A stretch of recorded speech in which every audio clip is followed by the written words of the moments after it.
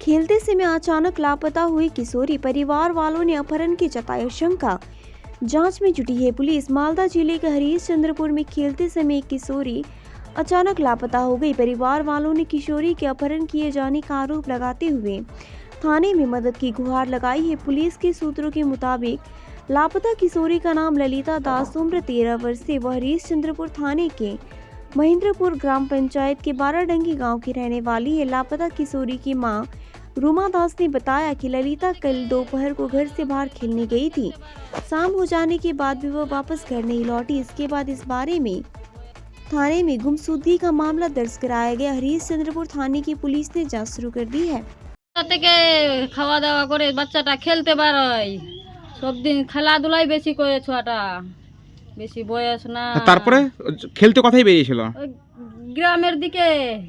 বলছি কোথায় যাচ্ছি কে, জল আনতে যাবি? তো বলে না জল নাই, জল নাই বলে। তারপরে জল আনতে গেল আপনার মেয়ে, তারপর কি হলো?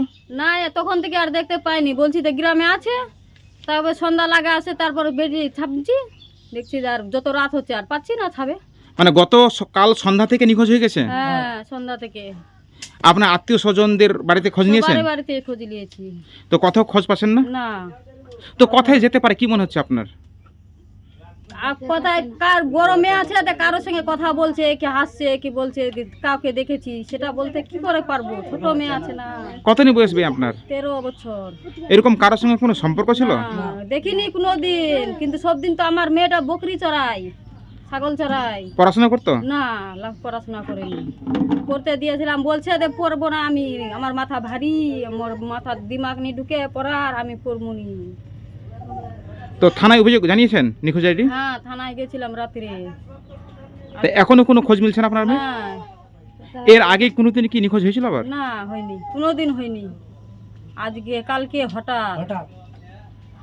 আপনার পরিবারে কটা ছেলে মেয়ে? 3টা, 2টা মেয়ে, একটা ছেলে। এ কি বড় না ছোট? ছোট, এটা ছোট সব থেকে, কলার মেয়েটা। আপনি কে হলেন? মা। আপনার নাম কি? রুমা দাস। আপনার বাড়ি? বাড়ি বড়াডাঙ্গি।